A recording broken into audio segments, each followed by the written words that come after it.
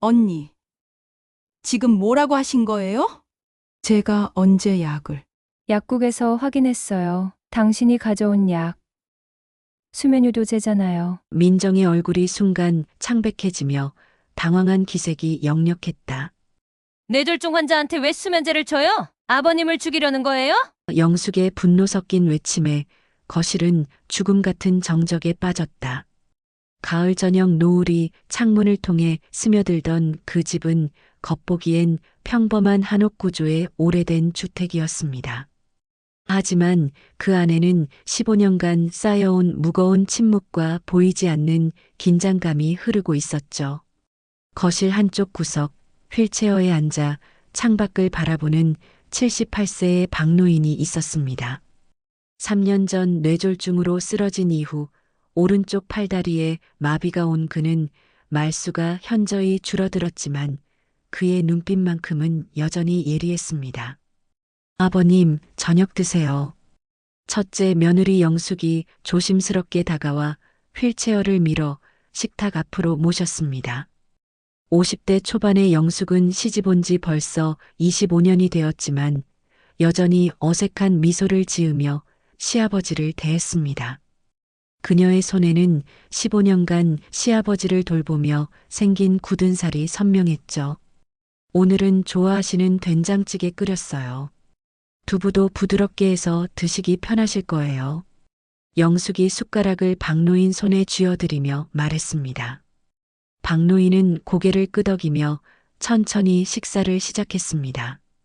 그의 왼손으로 드는 밥은 어색했지만 영숙은 재촉하지 않고 기다렸습니다. 그때 현관문이 열리는 소리가 들렸습니다. 둘째 며느리 민정이 쇼핑백을 들고 들어왔습니다. 40대 중반의 민정은 언제나 깔끔한 정장 차림에 화장도 완벽했습니다. 그녀는 영숙과는 대조적으로 자신감 있는 걸음으로 다가왔죠. 아버님, 안녕하세요. 민정이 공손하게 인사했지만 그녀의 눈빛은 어딘지 차가웠습니다. 오늘 백화점에서 좋은 과일 있어서 사왔어요. 아버님 건강에 좋다고 하던데요. 영숙은 민정을 바라보며 작은 미소를 지었습니다. 고마워요.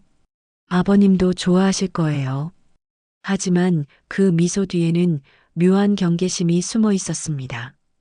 같은 집에 살면서도 두 며느리 사이에는 보이지 않는 벽이 있었죠. 박노인은 묵묵히 식사를 계속했습니다. 겉으로는 아무 반응이 없어 보였지만 그의 마음속에서는 많은 생각들이 맴돌고 있었습니다. 영숙이는 참 착한 아이야. 15년간 한 번도 불평하지 않고 날 돌봐줬어. 하지만 민정이는 뭔가 다르지. 저녁 식사가 끝나고 영숙이 설거지를 하는 동안 민정은 박노인 옆에 앉아 말을 걸었습니다. 아버님, 요즘 어떠세요? 많이 불편하시죠? 그녀의 목소리는 부드러웠지만 박노인은 그 속에서 묘한 의도를 느꼈습니다. 괜찮다. 박노인이 짧게 대답했습니다. 민정은 잠시 침묵하다가 다시 입을 열었습니다. 아버님, 건강관리 정말 중요해요. 저희도 걱정이 많거든요. 그날 밤 박노인은 자신의 방에서 작은 일기장을 꺼냈습니다. 떨리는 왼손으로 천천히 글씨를 써내려갔습니다. 오늘 민정이 눈빛이 이상했다. 뭔가 계산하는 것 같은. 영숙이와는 다른 느낌이야. 조심해야겠어. 박노인은 일기장을 베개 밑에 숨기고 누웠습니다. 창밖으로 보이는 달빛이 그의 주름진 얼굴을 비추었습니다. 그는 잠들기 전 마지막으로 생각했습니다. 내가 너무 예민한 건가? 아니면 정말 뭔가 이상한 건가? 조용한 밤, 집안에는 세 사람의 서로 다른 마음이 흐르고 있었습니다. 영숙은 내일도 변함없이 시아버지를 돌볼 생각에 잠들었고, 민정은 무언가를 계획하는 듯한 표정으로 천장을 바라봤습니다. 그리고 박노인은 불안한 마음으로 잠 못 이루는 밤을 보냈습니다. 며칠 후 아침, 박노인은 평소보다 일찍 잠에서 깼습니다. 창밖으로 스며드는 새벽 햇살이 그의 얼굴을 비추고 있었죠. 하지만 그의 표정은 어두웠습니다. 지난 며칠간 계속된 두통과 어지러움 때문에 밤잠을 제대로 이루지 못했거든요. 아버님, 일어나셨어요? 영숙이 방문을 살짝 열고 들어왔습니다. 오늘 아침 약 드실 시간이에요. 박노인은 고개를 끄덕이며 침대에서 일어나려 했지만 갑작스러운 현기증에 다시 누워야 했습니다. 아버님, 괜찮으세요? 영숙이 급히 다가와 그의 어깨를 부축했습니다. 좀 어지럽다. 박노인이 힘없이 말했습니다. 영숙은 걱정스러운 표정으로 그의 이마에 손을 대어 보았습니다. 열은 없으신데 혹시 어디 아프세요? 그때 민정이 방으로 들어왔습니다. 손에는 새로운 약통을 들고 있었죠. 아버님, 안녕하세요. 어떻게 지내세요? 민정의 목소리는 평소와 같이 정중했지만 박노인은 그녀의 눈빛에서 묘한 기색을 읽었습니다. 아버님, 이번에 서울 큰 병원에서 새로운 처방을 받아왔어요. 민정이 약통을 흔들며 말했습니다. 선생님이 아버님 상태에 더 좋을 거라고 하시더라고요. 영숙이 의아한 표정으로 약통을 바라봤습니다. 그런데 이 약은 전에 드시던 것과 다른 것 같은데요? 아, 그래요? 민정이 당연하다는 듯 대답했습니다. 의사 선생님이 기존 약으로는 효과가 부족하다고 하시면서 바꿔주셨어요. 더 좋은 약이라고 하더라고요. 박노인은 침묵했습니다. 하지만 그의 마음속에서는 경보가 울리고 있었습니다. 내가 병원에 간 적이 언제인데? 민정이 혼자 병원에 갔다고? 그는 의심스러운 눈빛으로 민정을 바라봤지만 아무 말도 하지 않았습니다. 자, 아버님, 약 드세요. 민정이 물컵과 함께 알약을 건넸습니다. 박노인은 잠시 망설이다가 약을 받아 입에 넣었습니다. 쓴맛이 이전 약과는 확연히 달랐습니다. 그날 밤 박노인은 극심한 두통에 시달렸습니다. 머리가 깨질 것 같은 고통과 함께 잠을 이룰 수 없었죠. 새벽 2시쯤 그는 화장실에 가려고 침대에서 일어났습니다. 그런데 복도에서 이상한 소리가 들렸습니다. 이상해. 분명히 다른 약인데. 영숙의 목소리였습니다. 박노인은 조심스럽게 방문을 살짝 열고 밖을 내다봤습니다. 영숙이 거실 탁자 앞에서 무언가를 들여다보고 있었습니다. 영숙은 손전등을 켜고 약통을 자세히 살펴보고 있었습니다. 이 약 이름, 아버님이 원래 드시던 약과 완전히 다르잖아. 그녀는 작은 수첩을 꺼내 뭔가를 적어 내려갔습니다. 이건 수면제 아닌가? 박노인은 충격을 받았습니다. 수면제라고? 그래서 이렇게 어지럽고 잠을 못 자는 건가? 그는 영숙이 약통을 다시 제자리에 놓고 자신의 방으로 돌아가는 모습을 지켜봤습니다. 다음 날 아침 영숙은 남편에게 전화를 걸었습니다. 여보, 아버님 약 좀 이상한 것 같아. 민정 씨가 바꿔온 약인데. 하지만 전화 너머 남편의 목소리는 피곤해 보였습니다. 아, 그런 거 신경 쓰지 말고. 민정이가 알아서 했을 거야. 나 바빠. 영숙은 한숨을 내쉬었습니다. 남편은 항상 이런 식이었습니다. 지방 근무 때문에 집에 없는 시간이 많았고 집안일에는 관심이 없었죠. 그날 저녁 박노인은 영숙을 불렀습니다. 영숙아, 잠깐 와봐라. 영숙이 다가오자 박노인은 작은 목소리로 말했습니다. 내가 요즘 몸이 이상해. 새 약 먹고 나서부터 말이야. 영숙의 눈빛이 날카로워졌습니다. 아버님, 혹시 그 약 때문에 아프세요? 박노인은 고개를 끄덕였습니다. 머리가 너무 아프고 잠도 못 자겠어. 제가 한번 확인해 볼게요. 영숙이 단호하게 말했습니다. 그날 밤 박노인은 침대 옆 서랍에서 작은 물건을 꺼냈습니다. 오래된 소형 캠코더였습니다. 몇 년 전 손자가 선물로 준 것이었죠. 이제 기록해야겠어. 박노인이 혼자 중얼거렸습니다. 아무도 날 믿지 않을 테니까. 하지만 증거가 있으면 다르겠지. 그는 떨리는 손으로 캠코더를 켜고 침대 옆에 숨겨두었습니다. 작은 렌즈가 방 전체를 비출 수 있도록 각도를 조정했습니다. 앞으로 무슨 일이 일어날지 모르지만 그는 모든 것을 기록하기로 결심했습니다. 밤이 깊어지면서 집안은 조용해졌습니다. 하지만 박노인의 마음은 더욱 불안해졌습니다. 민정의 진짜 의도가 무엇인지, 그리고 자신에게 무슨 일이 일어날지 알 수 없었기 때문입니다. 다음 날 오전, 영숙은 민정이 외출한 틈을 타서 조용히 약통을 들고 집을 나섰습니다. 가슴이 두근거렸지만 아버지의 이상한 증상을 확인해야겠다는 생각뿐이었죠. 동네 큰 병원까지 버스로 30분 거리였습니다. 약사님, 이 약 좀 확인해 주실 수 있나요? 영숙이 떨리는 목소리로 말했습니다. 병원 약국의 중년 약사가 약통을 받아들고 자세히 살펴봤습니다. 이 약은 수면 유도제네요. 그런데 왜 이걸 확인하시려고 하세요? 약사의 말에 영숙의 얼굴이 창백해졌습니다. 수면 유도제요? 그럼 이게 수면제라는 뜻인가요? 네, 그렇습니다. 주로 불면증 환자들에게 처방하는 약이에요. 그런데 이 약을 누가 드시고 계세요?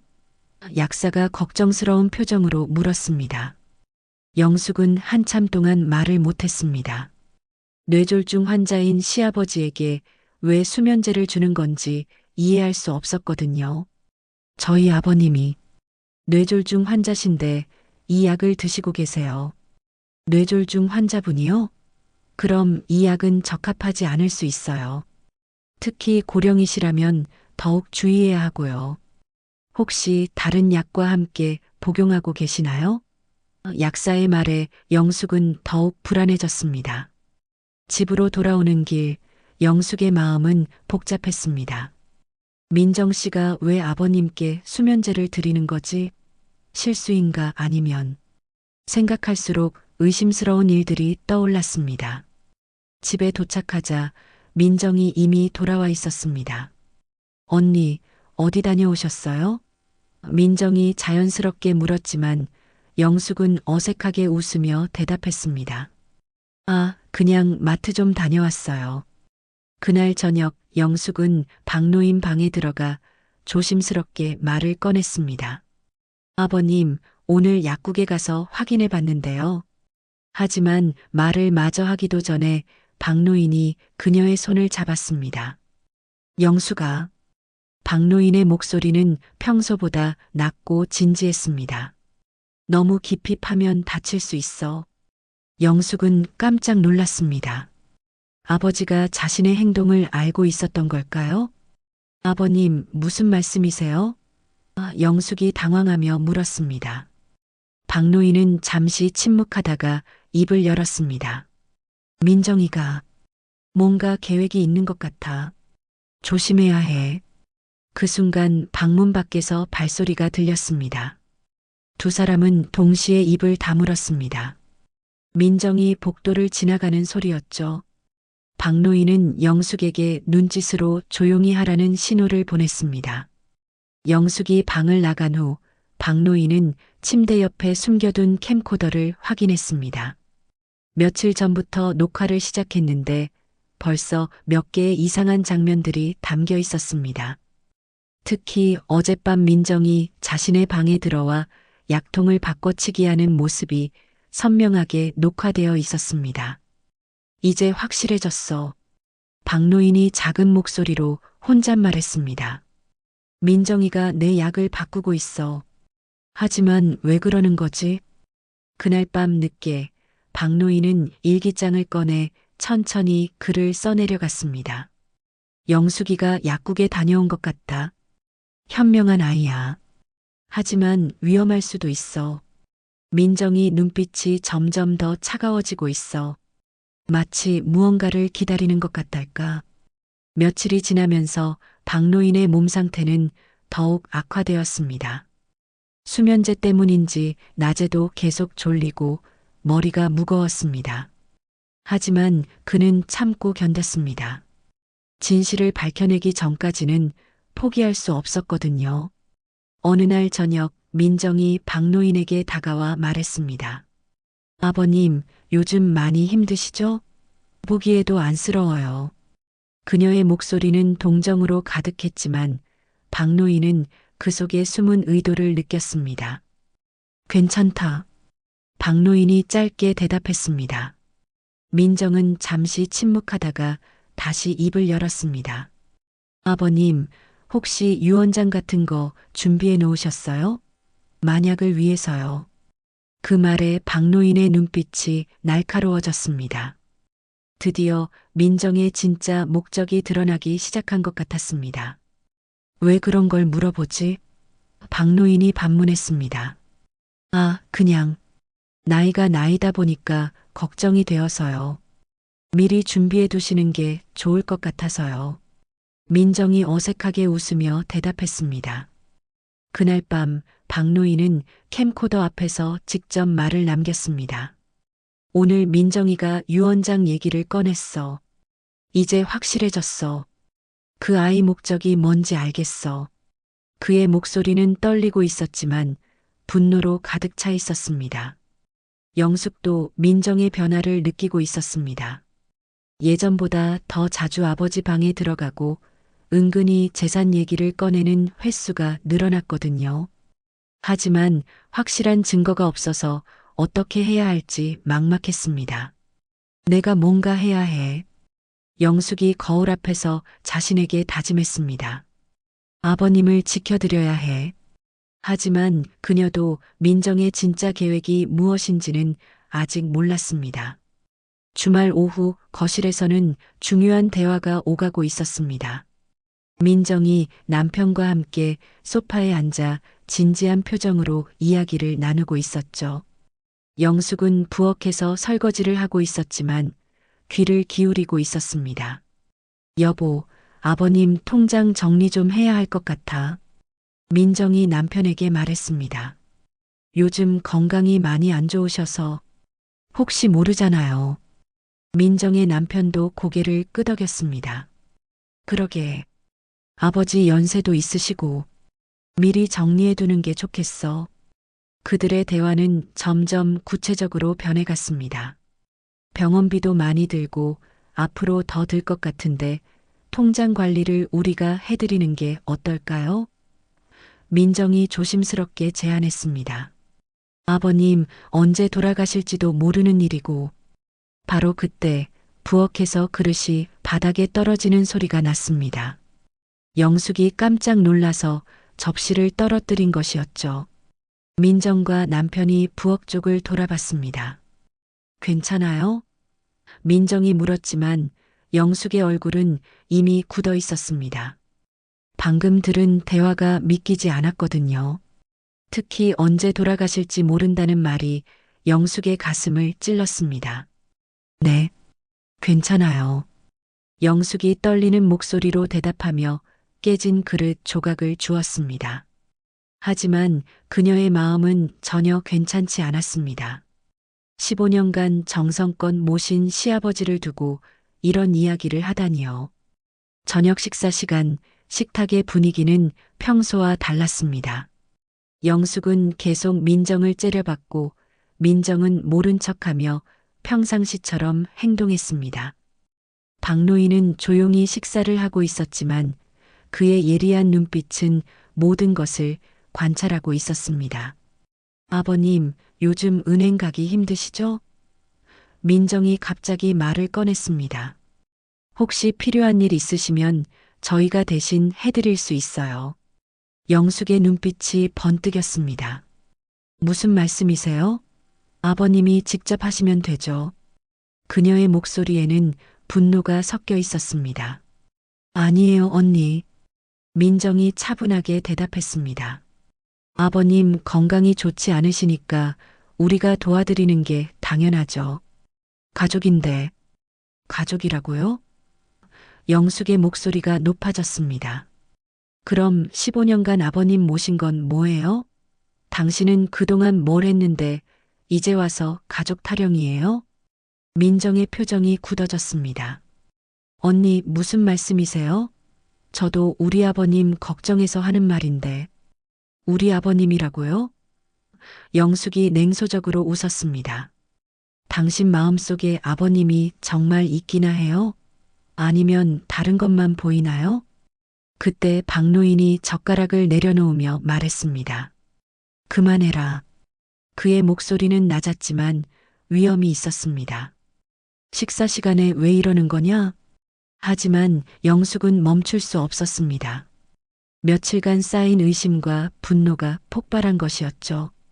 아버님, 당신 지금 죽을 날만 기다리고 있는 거 아니에요? 영숙이 민정을 향해 소리쳤습니다. 민정이 벌떡 일어섰습니다. 언니, 지금 뭐라고 하신 거예요? 제가 언제 그런 생각을 했다고. 방금 거실에서 한 말 다 들었어요. 영숙도 일어서며 맞섰습니다. 통장 정리하자면서 언제 돌아가실지 모른다고 했잖아요. 민정의 얼굴이 순간 창백해졌습니다. 자신들의 대화를 들었다는 사실을 깨달은 것이었죠. 그건 아버님을 위해서. 아버님을 위해서라고요? 영숙이 비웃었습니다. 그럼 왜 아버님 약을 몰래 바꿔요? 수면제로 말이에요.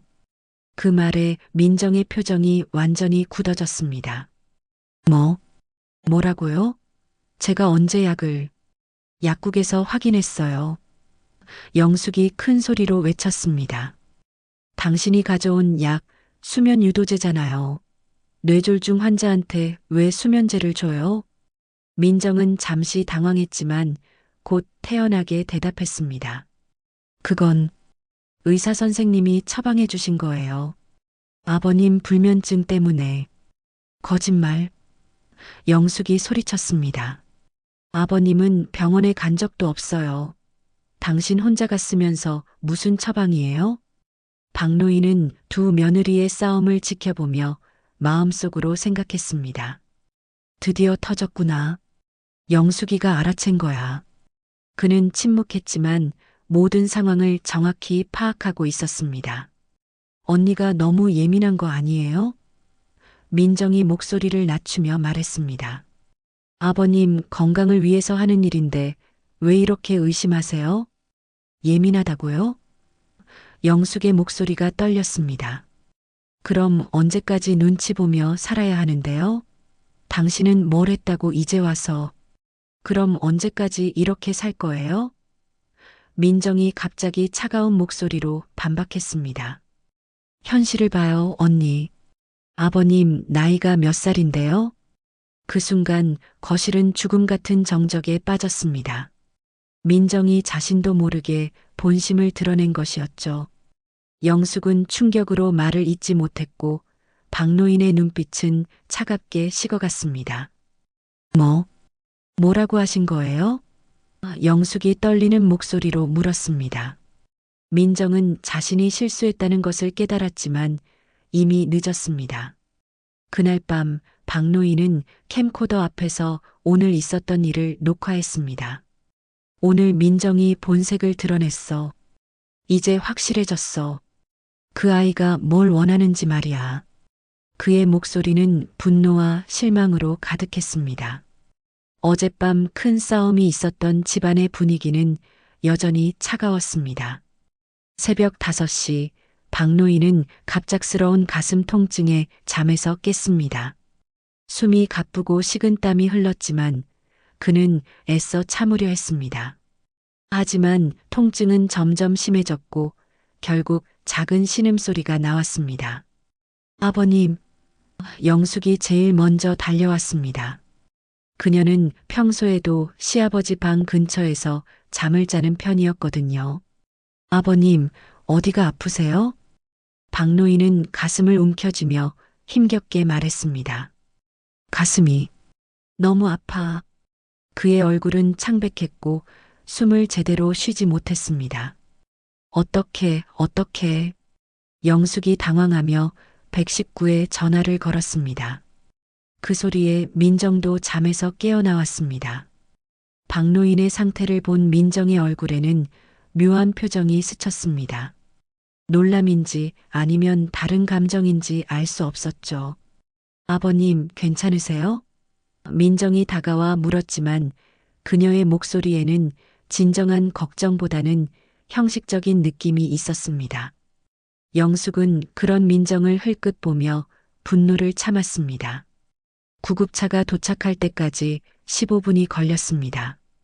그동안 박노인의 상태는 더욱 악화되었습니다. 의식이 흐려지기 시작했고 맥박도 불규칙해졌습니다. 구급대원들이 들것에 박노인을 옮기며 말했습니다. 심정지 증상이 있어 보입니다. 빨리 병원으로 가야겠어요. 병원 응급실에서 의사들이 응급처치를 하는 동안 가족들은 복도에서 초조하게 기다렸습니다. 영숙은 계속 울고 있었지만 민정은 비교적 침착했습니다. 아니, 너무 침착했다고 해야 할까요? 의사 선생님, 아버님 상태가 어떠세요? 영숙이 의사에게 물었습니다. 의사는 심각한 표정으로 대답했습니다. 심정지로 인한 뇌사 위험이 있습니다. 지금 중환자실에서 치료 중이지만 상황이 좋지 않습니다. 그 말을 들은 영숙은 주저앉았습니다. 아니에요. 아버님은 괜찮으실 거예요. 하지만 민정은 다른 반응을 보였습니다.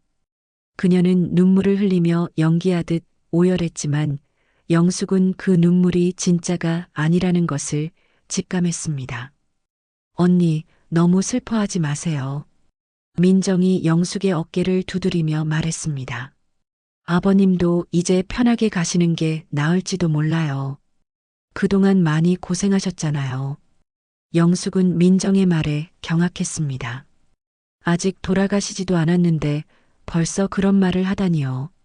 뭐라고요? 아버님이 살아계시는데 무슨 소리예요?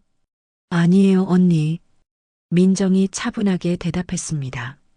저도 아버님이 회복되시길 바라지만 현실적으로 생각해 봐야죠. 의사 선생님 말씀 들었잖아요. 영숙의 분노가 폭발했습니다. 당신 정말 미쳤어요? 아버님이 죽기를 바라는 거예요? 그녀의 큰 소리에 병원 복도의 사람들이 돌아봤습니다. 언니, 목소리 좀 낮춰요. 민정이 주위를 둘러보며 말했습니다. 여기가 어디라고 그러세요?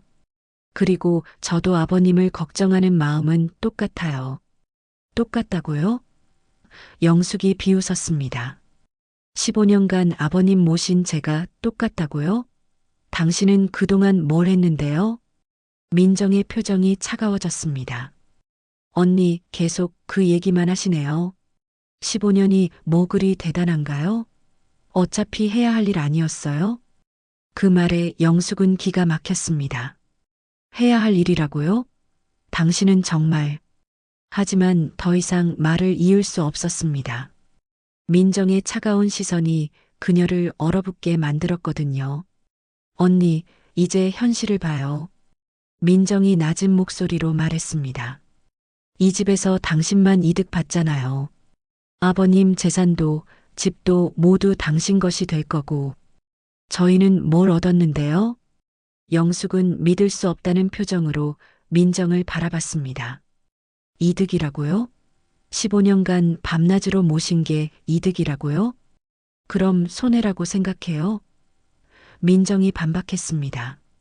아버님 덕분에 이 좋은 집에서 살고 용돈도 받고 그게 손해예요? 두 사람의 말다툼은 점점 격해졌습니다. 다른 환자 가족들이 쳐다볼 정도였죠. 그때 간호사가 다가와 말했습니다. 가족분들, 조용히 해주세요. 여기는 병원입니다. 영숙은 간호사에게 죄송하다고 인사한 후 민정을 노려봤습니다. 당신과는 더 이상 얘기할 게 없어요. 그리고 증거라도 있어요? 당신이 아버님께 그런 짓을 했다는?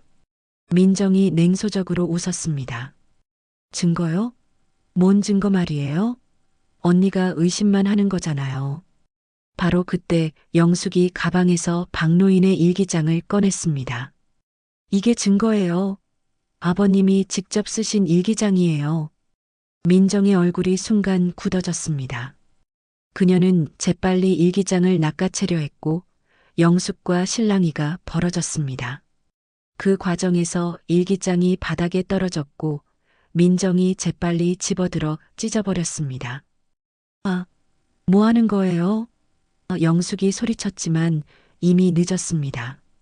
일기장은 여러 조각으로 찢어져 바닥에 흩어졌습니다. 이제 뭘로 증명할 거예요? 민정이 차갑게 웃으며 말했습니다. 아무 증거도 없잖아요. 영숙은 바닥에 흩어진 일기장 조각들을 주우며 눈물을 흘렸습니다. 아버지의 마지막 증언이 사라져버린 것 같았거든요. 민정은 그런 영숙을 내려다보며 승리자의 미소를 지었습니다. 이걸로 끝났네요, 언니. 민정이 조용히 말했습니다. 병원 복도에는 숨막히는 정적이 흘렸습니다. 영숙은 무력감에 빠져 바닥에 주저앉았고 민정은 태연하게 자리를 떠났습니다. 그 순간 영숙의 마음속에는 절망만이 남았습니다. 아버지는 의식불명 상태이고 유일한 증거였던 일기장마저 사라졌으니까요. 과연 진실은 영원히 묻혀버리는 걸까요? 사흘이 지난 후 기적처럼 박노인이 의식을 되찾았습니다. 중환자실에서 천천히 눈을 뜬 그의 첫 번째 시선은 천장을 향했습니다. 희미한 의료진의 목소리와 기계음이 들려왔죠. 간호사가 그의 상태를 확인하며 말했습니다. 의식이 돌아오셨네요. 천만다행입니다. 어디, 여기가 어디지? 박노인이 힘없는 목소리로 물었습니다. 목이 메말라 있어서 말하기가 힘들었습니다. 병원이에요, 할아버지. 심정지로 응급실에 오셨거든요. 간호사가 친절하게 설명했습니다. 지금 상태는 안정되었으니까 걱정하지 마세요. 박노인은 천천히 기억을 되살려 봤습니다. 가슴 통증, 숨막힘, 그리고 민정의 차가운 눈빛까지 모든 것이 선명하게 떠올랐습니다. 그는 간호사에게 작은 목소리로 부탁했습니다. 간호사님, 제 방 옷장 맨 위에 검은 상자가 하나 있을 거예요. 박노인이 힘겹게 말했습니다. 그걸 좀 가져다 달라고 영숙이한테 전해주세요. 간호사는 고개를 끄덕이며 메모했습니다. 네, 알겠습니다. 보호자분께 전달드릴게요. 그날 오후 영숙이 박노인을 면회하러 왔습니다. 그녀의 눈은 며칠간 울어서 빨갛게 부어 있었습니다. 아버님, 정말 다행이에요. 의식을 잃으셨을 때 얼마나 무서웠는지 몰라요. 영숙아. 박노인이 그녀의 손을 잡으며 말했습니다. 고생 많았구나. 그런데 내가 부탁할 게 있어. 네, 아버님.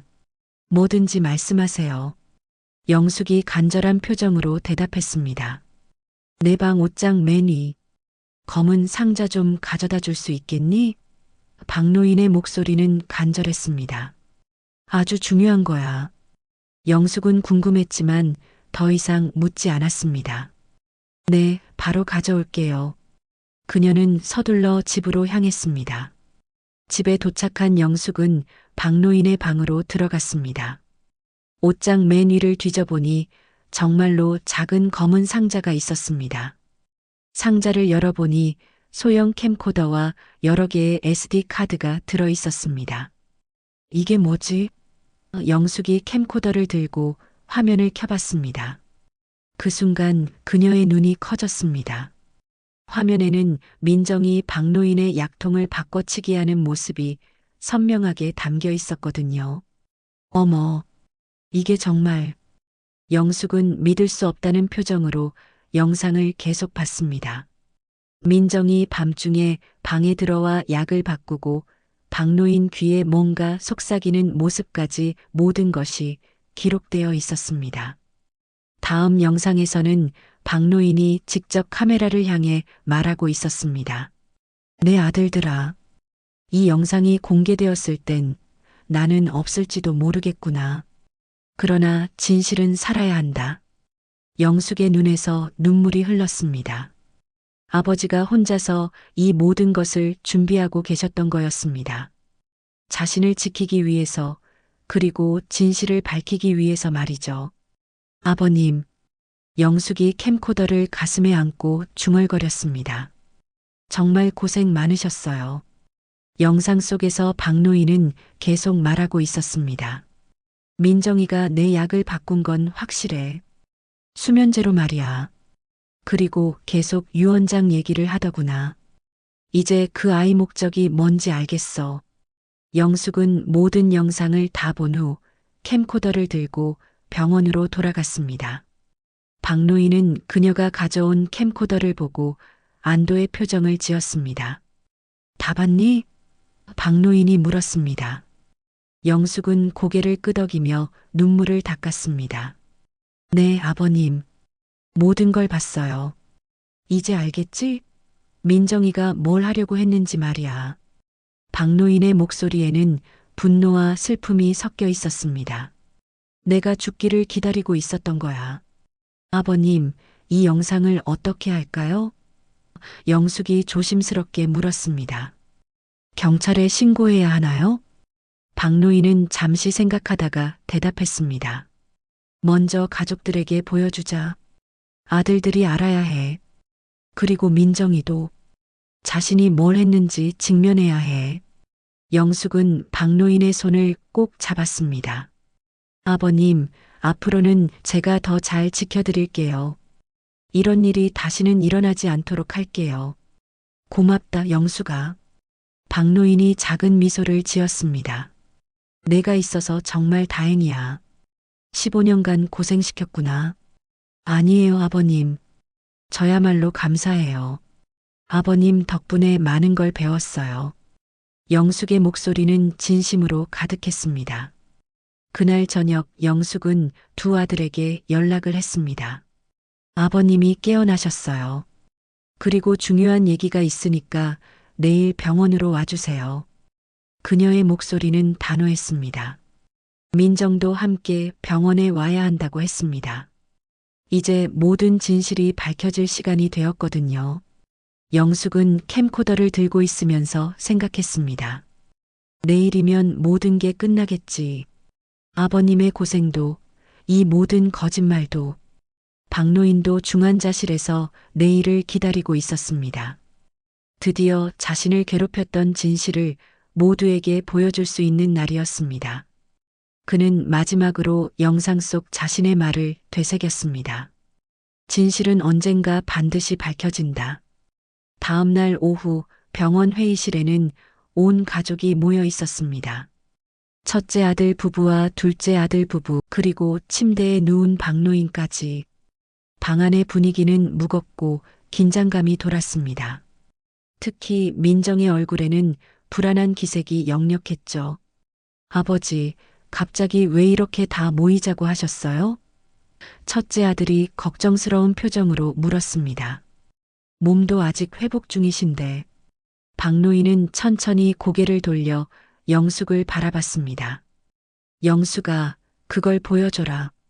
영숙이 떨리는 손으로 캠코더를 꺼내자 가족들의 시선이 집중되었습니다. 이게 뭐예요? 둘째 아들이 의아해하며 물었습니다. 민정은 캠코더를 보는 순간 얼굴이 창백해졌습니다. 뭔가 불길한 예감이 들었거든요. 여러분이 봐야 할 것들이 있어. 박노인이 힘겹게 말했습니다. 특히 민정아. 내가 그동안 뭘 했는지 모두에게 보여주겠어. 영숙이 캠코더를 켜자 화면에 영상이 재생되기 시작했습니다. 첫 번째 영상은 민정이 박노인의 방에 들어와 약통을 바꾸는 장면이었습니다. 시간 표시는 새벽 2시 30분을 가리키고 있었죠. 이게 뭐예요? 둘째 아들이 충격을 받으며 아내를 바라봤습니다. 민정은 당황한 표정으로 손을 내저었습니다. 저건 조작된 거예요. 하지만 영상은 계속 재생되었습니다. 민정이 약통에서 알약을 꺼내 다른 약으로 바꾸는 모습이 선명하게 담겨 있었습니다. 그리고 박노인 귀에 뭔가 속삭이는 장면까지 모든 것이 생생했습니다. 민정아, 둘째 아들의 목소리가 떨렸습니다. 이게 정말 내가 한 짓이야? 아니에요. 저건 가짜예요. 민정이 목소리를 높였습니다. 누군가 저를 모함하려고 만든 거라고요. 그때 다음 영상이 재생되었습니다. 박노인이 직접 카메라를 향해 말하는 장면이었습니다. 오늘은 2024년 10월 15일이야. 민정이가 또 내 약을 바꿨어. 이번엔 수면제로 바꾼 것 같아. 머리가 너무 아프고 어지러워. 첫째 아들이 경악하며 말했습니다. 아버지, 이게 정말이에요? 민정이가 아버지 약을 계속 봐라. 박노인이 냉정하게 말했습니다. 영상 속에서 박노인은 계속 증언하고 있었습니다. 민정이가 자꾸 유언장 얘기를 해. 그리고 통장 정리 얘기도 했어. 이제 그 아이 목적이 뭔지 알겠어. 민정의 얼굴이 점점 일그러졌습니다. 이런 식으로 저를 모함할 거예요? 아버님이 저를 싫어하셔서 이런 거짓 영상을 만드신 거잖아요. 거짓이라고? 영숙이 분노하며 말했습니다. 그럼 약국에서 확인한 것도 거짓이에요? 당신이 가져온 약이 수면 유도제라는 것도요? 둘째 아들이 아내를 노려봤습니다. 민정아, 정말 약을 바꾼 거야? 왜 그런 짓을 했어? 저는 아무것도 안 했어요. 민정이 소리쳤습니다. 이 모든 게 저를 쫓아내려는 계획이에요. 그때 마지막 영상이 재생되었습니다. 박노인이 카메라를 향해 유언처럼 말하는 장면이었습니다. 내 아들들아, 만약 내가 죽는다면 그건 자연사가 아닐 거야. 민정이가 나를 죽이려 하고 있어. 수면제로 말이야. 회복실은 죽음 같은 정적에 빠졌습니다. 아들들은 충격으로 말을 잇지 못했고 민정은 벽에 몰린 쥐처럼 초조해했습니다. 이제 믿겠니? 박노인이 힘없는 목소리로 말했습니다. 민정이가 나를 죽이려 했다는 걸 말이야. 둘째 아들이 아내에게 다가가 물었습니다. 민정아, 정말 그런 거야? 아버지를 그렇게 하려고 했던 거야? 민정이 갑자기 무너지듯 주저앉으며 울기 시작했습니다. 저도 힘들었어요. 15년간 영숙 언니만 인정받고 저희는 아무것도 못 받고 억울했어요. 그래서 아버지를 죽이려 했다는 거야? 첫째 아들이 믿을 수 없다는 표정으로 물었습니다. 죽이려 한 게 아니에요. 민정이 변명했습니다. 그냥 좀 더 빨리 편하게 해드리려고. 고통스러워 하시는 게 안쓰러워서 편하게 해드린다고? 영숙이 분노로 떨며 말했습니다. 15년간 정성껏 모신 아버님을 편하게 해드린다고 독을 먹인 거예요? 민정이 고개를 떨구며 말했습니다. 진짜 바라는 건 유산이 아니었어요. 인정받는 거였어요. 근데 아무도 저를 인정해주지 않았어요. 그때 경찰이 회복실에 들어왔습니다. 영숙이 미리 신고를 해둔 것이었습니다. 민정 씨, 살인미수 혐의로 조사를 받으셔야겠습니다. 민정은 무너진 눈빛으로 남편을 바라봤습니다. 여보, 나를 믿어줘요. 정말 그럴 생각은 아니었어요. 하지만 둘째 아들은 고개를 돌렸습니다. 믿을 수가 없어. 어떻게 아버지한테 그런 짓을 할 수 있어? 그의 목소리는 실망과 분노로 가득했습니다. 차가운 수갑이 민정의 손목에 채워졌습니다. 그녀는 끌려가면서도 계속 변명했지만 아무도 그녀의 말을 들어주지 않았습니다. 영상이라는 확실한 증거가 있었으니까요. 아버지, 첫째 아들이 박노인에게 다가와 말했습니다. 정말 죄송해요. 저희가 몰라봤어요. 박노인은 지친 표정으로 고개를 끄덕였습니다. 이제 끝났구나. 진실이 밝혀졌어. 하지만 그의 마음은 편하지 않았습니다. 가족이 이렇게 무너지는 걸 원했던 건 아니었거든요. 영숙이 박노인의 손을 잡으며 말했습니다. 아버님, 이제 정말 안전하세요. 더 이상 무서워하지 마세요. 하지만 박노인의 얼굴에는 깊은 슬픔이 서려 있었습니다.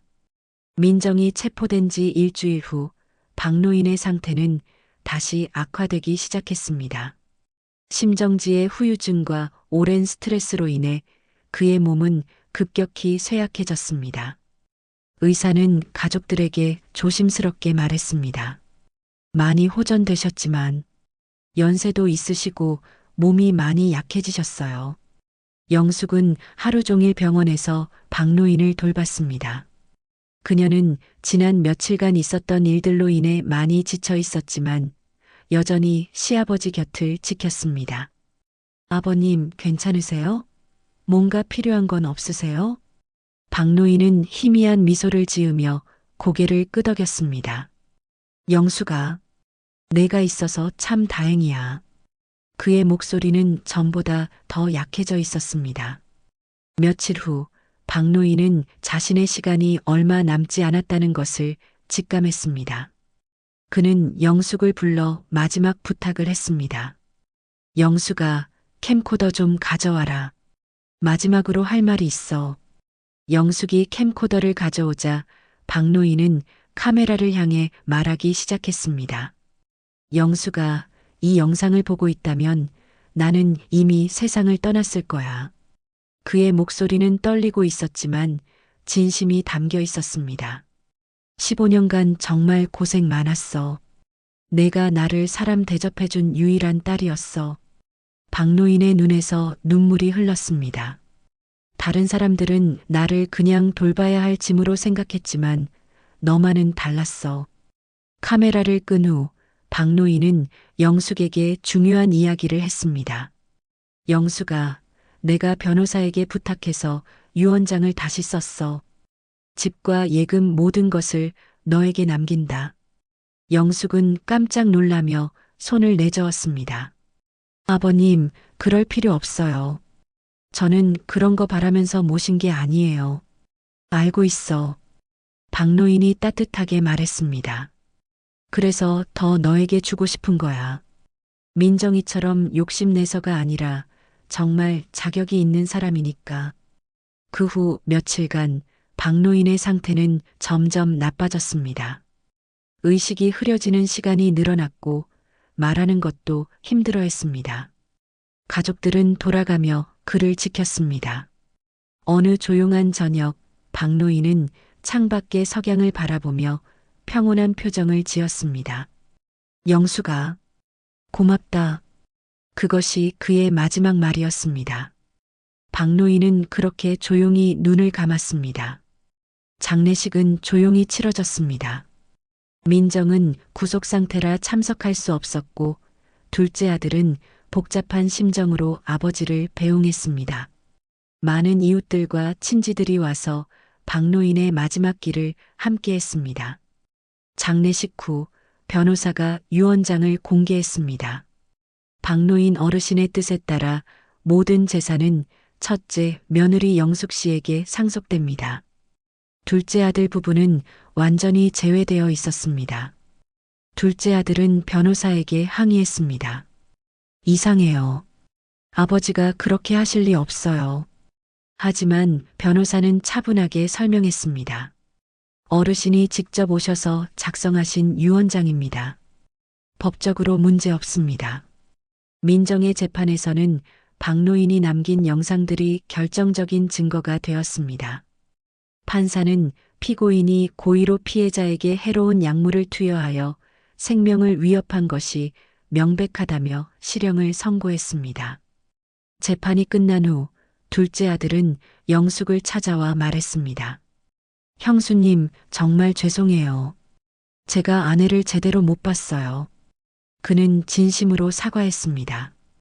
괜찮아요. 영숙이 담담하게 대답했습니다.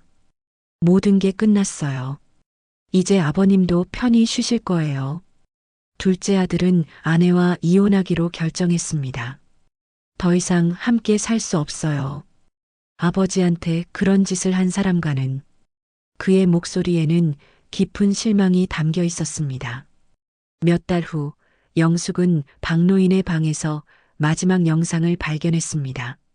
그것은 박노인이 임종 직전에 남긴 메시지였습니다. 화면에는 평온한 표정의 박노인이 나타났습니다. 영수가 이 영상을 보고 있다면 내 부탁을 들어줘. 박노인의 목소리는 약했지만 따뜻했습니다. 민정이를 미워하지 마라. 그 아이도 인정받고 싶었던 거야. 다만 방법이 잘못됐을 뿐이지. 영상 속 박노인은 계속 말했습니다. 가족이라는 건 서로 사랑하고 이해하는 거야. 미움으로는 아무것도 해결되지 않아. 너는 그걸 잘 아는 아이니까. 마지막에 박노인은 환한 미소를 지으며 말했습니다. 행복하게 살아라, 영수가. 너는 그럴 자격이 충분해. 그리고 화면이 서서히 흑백으로 변하면서 자막이 나타났습니다. 진실은 언젠가 돌아온다. 영숙은 눈물을 흘리며 영상을 봤습니다. 아버지의 마지막 가르침이 가슴 깊이 와 닿았습니다. 그녀는 창밖을 바라보며 다짐했습니다. 아버님 말씀대로 행복하게 살게요. 그리고 미워하지 않을게요. 햇살이 창문을 통해 들어오며 영숙의 얼굴을 비쳤습니다. 오랜 시련이 끝나고 새로운 시작이 기다리고 있었습니다. 박노인의 가르침처럼 진실은 결국 승리했고 선한 마음은 보상받았습니다. 영숙은 아버지가 남긴 집에서 새로운 삶을 시작했습니다. 그녀의 마음속에는 15년간의 감사함과 아버지에 대한 그리움, 그리고 미래에 대한 희망이 함께 자리 잡고 있었습니다. 모든 것이 끝났지만 동시에 새로운 시작이기도 했습니다.